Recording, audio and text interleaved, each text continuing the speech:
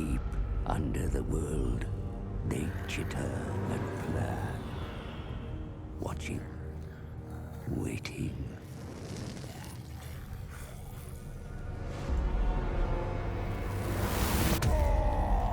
When they emerge, it is a nightmare vision. The Skaven, a ravenous horde of verminous ratmen.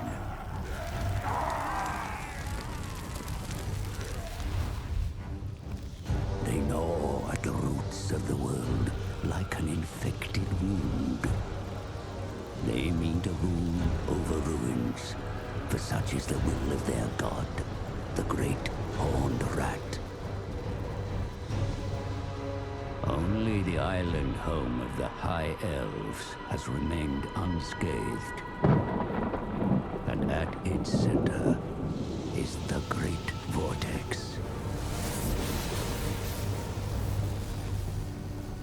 A swirling maelstrom that siphons chaos from the world. The Skaven covet its vast power with envious, beady red eyes. The twin-tailed comet is oft seen as an omen, but this time its wake has disturbed the winds of magic. In the secret halls of the Under-Empire, the Council of 13 has gathered. A time to scheme of opportunity. I killed dwarf things in Pillar City. No! Clanmores go to Southlands. Hunt for Warpstone. Moors are puppet minion. Pestilence infest Lastria. Yes. But all Warpstone for Council plan. Come, scribe slave. Work to do. Comet makes elf things weak. Council wants power of the Vortex. Just as prophecy demands. So it true. You read markings on the Black Pillar. Then you know we must seek find the Screaming One. Find out how to control the Vortex. Oh yes, Master. But a large tribute of Warpstone will that demon require if we summon him. Return to your assigned clan. Harvest Warpstone. Yes, most precipitous of masters. And flay yourself, your impertinence. Oh, it will be done, your worship.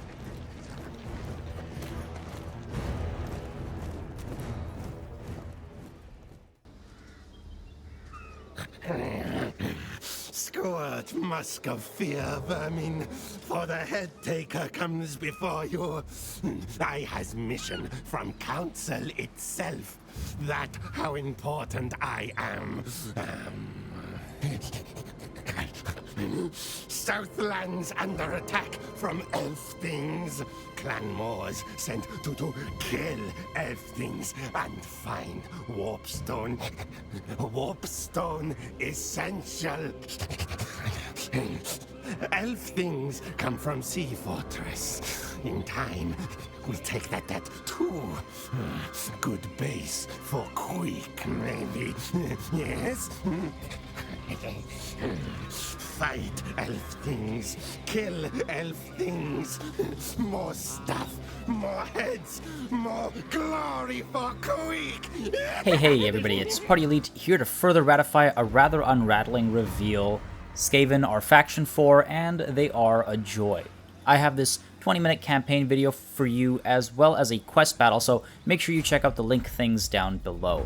As always, with a lot of editing, I'm going to try and show you as much info as possible of the campaign map and the faction themselves, so a big thanks to the council of however many over at Creative Assembly that invited me down to San Francisco to bring this early content to you along with some others. First things first, Clanmores led by Queek, Head Taker. You'll see loyalty is mentioned under Monstrous Ego, I'll get into that later. We've also got some climates listed down below, and while they don't prevent you from settling anywhere, climates that are less than suitable will cause some attrition and public order reduction. Food is also a very important campaign mechanic for the Skaven, and it has many uses that I'll show as we go along. You can see how it punishes or rewards based on how much food you have access to. Right next to it, you'll see we've got a ritual system that we've mentioned before, and the ritual currency for Skaven is, of course, Warpstone. All factions are in this line to showcase their progress through the rituals, and they can be activated as enough currency is gathered, and all the way at the end you can see the option to call intervention forces when an enemy faction is performing a ritual to bring AI-controlled forces to attack cities involved. Now here you see the rites that the Skaven can perform, different from rituals, unlocked with progression and wealth, allowing you to do things like get the Doom Engineer that explode and cause damage to enemy cities before assaulting them, or Pestilent Scheme Priests that explode and start the spread of infectious disease in an enemy city that can spread and cause attrition and public order damage. We've seen disease in previous Total War games. I'm looking forward to using it as the Skaven. Now, at this point, I did decide to check out the objectives, and while we know about the Vortex campaign, take a look at the size of the domination victory. So all the way up here and here, we go all the way down here, we also traverse over here, and then all the way back here. So this map is absolutely massive, and zooming out in just a moment to show you sort of an overview. Again, there's no tabbing to a tactical campaign map, just scrolling out for this smooth transition, and you can see geomantic webs and ritual lines and everything. And I do want to point out right now that all Skaven cities do appear as ruins to other factions. So as we had theorized during the campaign map reveal, it seems we will be seeing surprise Skaven cities growing unchecked unless you send parties looking to capture ruins and loot. Onwards, let's take a look at the building browser. There's quite a bit to take in, and I'm going to showcase all that can be recruited and built. Most noticeable is that technology is, perhaps fittingly for Skaven, not an easy thing to get to, requiring a fair bit of time and investment. You'll also notice that defensive structures don't begin until level 3 in major cities. In minor cities, level 2 allows for the first structure, and level 3 allows for an upgrade that does result in a walled minor settlement. The landmark building type is an interesting addition, and I'm curious what others will see, and if they'll include things like dark lairs and special armories and mines and such, and if things like the Clan Moor's headquarters get replaced for other races or are somehow transferable. Either way, as we're looking at this 8-slot city, I also want to make note of the fact that the Dark Elf Black Arcs have been confirmed to be in-game as 10-slot constructible mobile cities that can provide recruitment opportunities and also provide support in battle within a certain radius in the form of 3 bombardment abilities. Now, that is a little off topic, but I figured you might want to know since we won't be seeing Black Arcs today. Now, moving on, before diving into this battle like some may have, I do decide to recruit some Skaven slaves for a test that I wanted to perform in battle, and so I just got a couple of these guys lined up, and then I realized I didn't actually look at the tech tree. I missed it earlier, so hopping into the tech tree. Now, once again, a lot of these techs are locked behind structures that we saw in the building browser. Obviously, a few threads here that are kept apart. Now, the user interface isn't like this. This is some Photoshop magic for you guys. Naturally, there is technology to increase, casualty replenishment rates, starting ranks for various units and lords, increases to weapon and missile damage, as well as upkeep and stat adjusting technology. You can see leadership benefits, hero action and recruitment cost reduction, public order, magic item chance, sacking income, all of the usual stuff. We've also got loyalty buffing technology. Now, loyalty, as I said, is a major Skaven mechanic, forcing you to keep your recruits happy with rewards such as new units or the glory of battle and activities, lest they stab you in the back, rebel against you, and conquer cities for themselves. So a really nice representation of Skaven backstabbery. Now, apart from that, the tech tree is pretty standard affair as far as effects go, with the interlocking technologies and required structures requiring some foresight for optimal development. So I do like the tech tree. It's got some of that culture and attitude, so to speak. Moving on, let's take a look at these Skaven stances on the campaign map. March stance is now more precarious. Your army will be completely destroyed if it's attacked and defeated in battle. As Skaven, raiding also generates food, and stalking is a stance unique to Skaven, allowing them to move while hidden through friendly territory.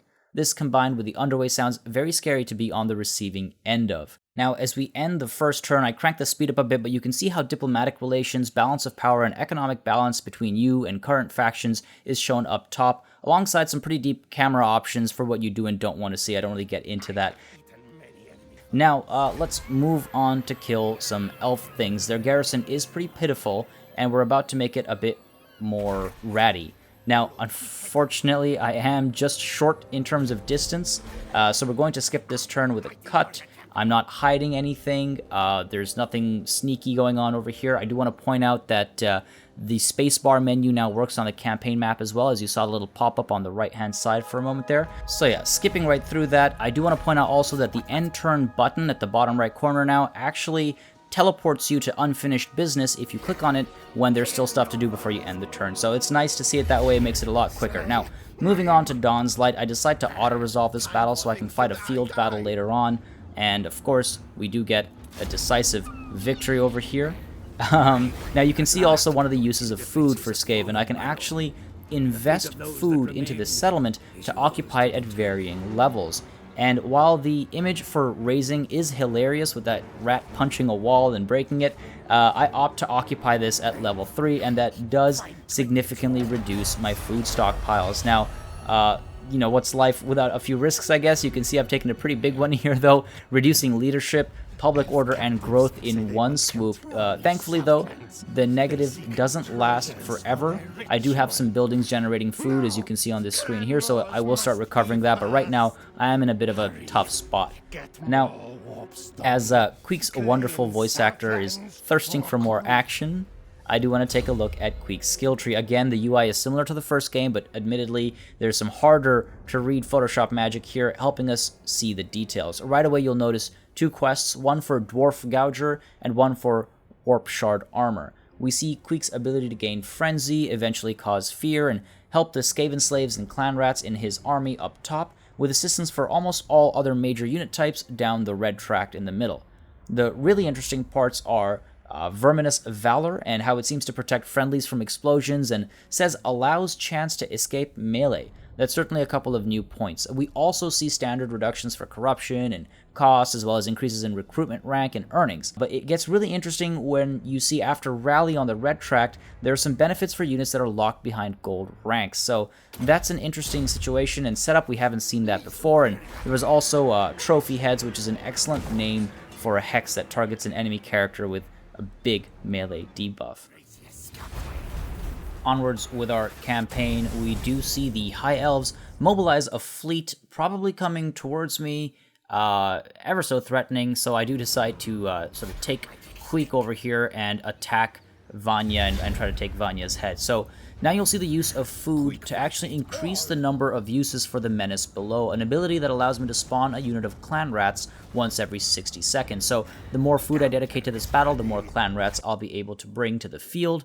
And, of course, the less food I dedicate, the less I'd be able to recruit. Now, on the battlefield, I'm just trying to finish this battle off quickly with a simple encirclement, not going to try anything too complicated, so we're going to speed up deployment here. A decent spread. We've got our rat ogres in the back, push forward, try to get us around again, and again, there's just a test I want to do with my warp throwers. So, slowly but surely pushing up here, trying to get some engagement started off, while you see the High Elf archers are getting a lot of damage in right from the get-go, as I like to say. Pushing in with the slave rats, or Skaven slaves, expendable units as they are, so just sending them in to die, to absorb the impacts and kind of hold the enemy in place so I can send my more valuable units around. And again, I do have that experiment I want to play around with, the warp fire throwers. So slowly but surely pushing forward, continuing to kind of try and get around. You'll see I've got my storm vermin with their halberds trying to push around to get some rear charges in, and at this point I decide, alright, you know what, this is good enough. Let's get the Warp Fire throwers to throw Warp Fire with their sort of burnt leadership damage and whatnot onto that central engagement of the High Elves. And I was really hoping that because I just have slaves engaged, I wouldn't be obstructed, but unfortunately you can see I am obstructed.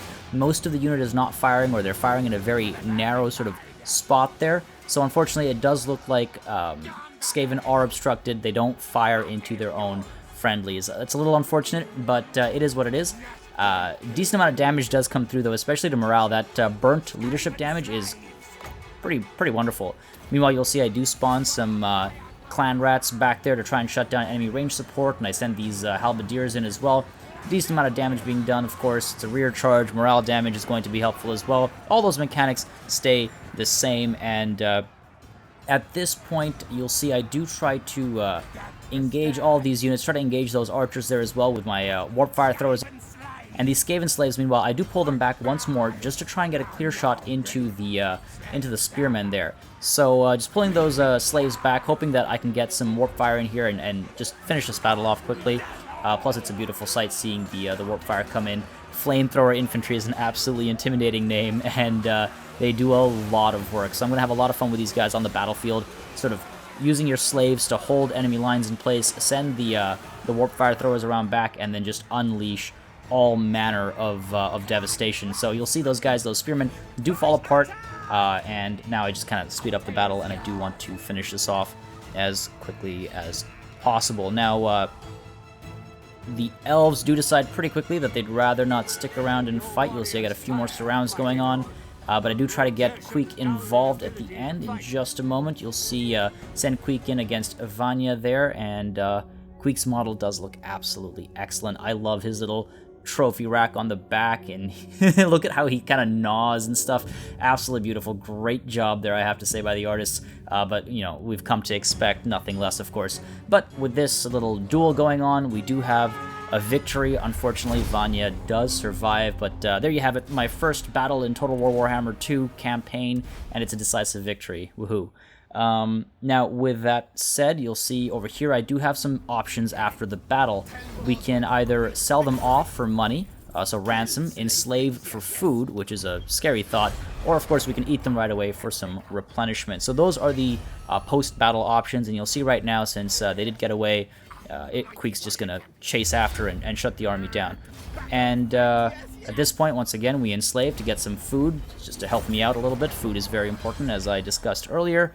And at this point, with these amulets and whatnot, I decide to do a little bit of city building, I believe. So I kick into march stance, and I push down now again. So I'm doing a little bit of city building here, and getting ready to actually go after some booty down south that I saw earlier when we saw the High Elf ships heading towards us. So that's sort of my end goal. I knew I didn't have too much time left in sort of my session with the game, so I just wanted to see what the how that played out. So again, we're just going to end the turn here, and now right away I'm going to head down there to the Fell Cargo, as it were, to try and, well, see what it is. It looks like a fallen dwarven ship, lost cargo, giving me some growth and income bonuses for the next, you know, handful of turns, which is great. And then I realized that I actually can't disembark in the same turn. So I push as far north as possible, hoping that that High Elf fleet down to the south didn't notice me. I mean, we're rats, right? Say, what do you call a rat on a boat? A rodent. Hey. Anyways, so the High Elves now are headed towards me, and they do decide to engage me in battle, and unfortunately, naval battles are only auto-resolve. We know this already. I do get a close victory, so this army does manage to survive. It would have been hilarious if I died. Be a funny ending to this video, I think, but we do survive. And now we see this Lizardman fleet heading south, I think maybe going for that obelisk off to the left there, but that's besides the point. Right now, though, we do get assigned, shortly after that turn, or right after that turn, we get assigned a treasure hunting mission, showing us that we can actually get warp stone and, of course, money through ruins. So, again, just another way to get some of that currency going. Just wanted to show that that is an option, and then we also, in the midst of this end turn session, have a little bit of a diplomatic situation with a non-aggression pact alongside Clan Molder. So I do accept. They decide to be rude, of course. But yeah, I'll eventually betray them and slaughter them. But unfortunately, that is going to have to wait until later, because that is all the time we have for this video, folks. As always, make sure you sub to this channel for more Total War content. Yes, there's plenty more to come as Game 2 gets closer. There's also the second video with the Skaven quest battle, cinematic shots. You can find the link to that down below, but thank you very much for watching, and until next time, guys, cheers.